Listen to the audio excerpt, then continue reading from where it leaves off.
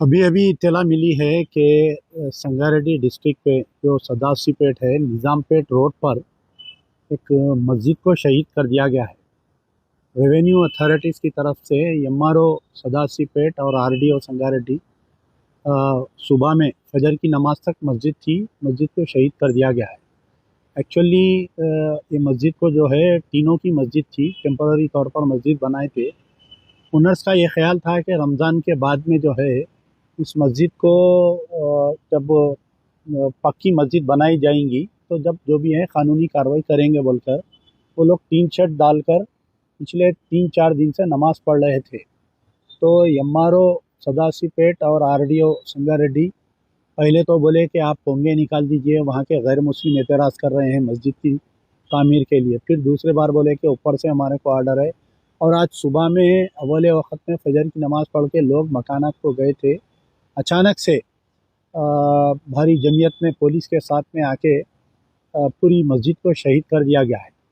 तो ये सरासर बिल्कुल गलत है, क्योंकि वहाँ पर कोई दूसरा काम नहीं, इबादत हो रही थी, रमज़ान का दिन है, लोग जो है और उन्होंने अपनी ही वालिद के नाम से मस्जिद मौलाना बना रहे थे जो ज़मीन के मालिक है। तो ये बिल्कुल सरासर गलत काम हुआ है। मजलिस बचाओ तहरीक इसकी सख्ती से निंदा करती है।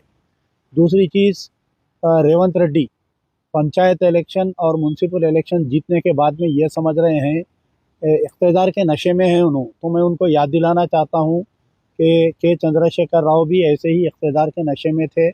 9 साल तक 9 मसाजिद शहीद करे।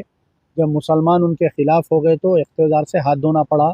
तो रेवंत रेड्डी को भी इस बात का ख्याल रहना चाहिए, अगर मुसलमान नाराज़ होंगे और अगर मुसलमान कांग्रेस से दूर हो जाएंगे तो ये बहुत उनके लिए तकलीफ़दा बात हो जाएंगी। रेवंत रेड्डी के पीरियड में ये दूसरी मस्जिद है। इससे पहले भी जो है मस्जिद जागीरदार मोइनाबाद में शहीद कर दी गई थी। आज की तारीख तक वो मस्जिद नहीं बनी। और बड़े हैरत की बात है कि हमारे माइनॉरिटी वेलफेयर मिनिस्टर जनाब अज़हरुद्दीन साहब इस मसले पर क्यों खामोश है। जो निज़ामपेट रोड पर सदासीपेट संगारेड्डी डिस्ट्रिक्ट में मस्जिद मौलाना को शहीद किया गया है, कोई बयान नहीं है उनका। Minority welfare minister Mohammad Azharuddin साहब का कोई स्टेटमेंट नहीं है। और हमारे Mohammad Ali Shabbir adviser to chief minister on minority affairs, उनका कोई स्टेटमेंट नहीं है। वक्फ बोर्ड चेयरमैन जनाब अज़मतुल्लाह हुसैनी साहब का कोई स्टेटमेंट नहीं है।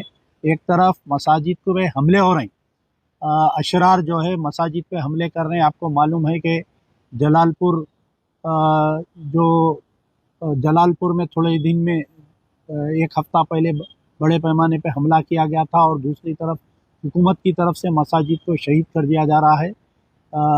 मुसलमाना ने तेलंगाना को इसका नोट लेना चाहिए और इसमें मुस्लिम क़यादत की खामोशी का भी इसका भी नोट लेना चाहिए। मजलिस बचाओ तहरीक सख्ती से निंदा करती है और दोबारा उसी मुकाम पर जल्द से जल्द मस्जिद मौलाना की तामीर का मुतालबा करती है। शुक्रिया। यार जिंदा सवरदा।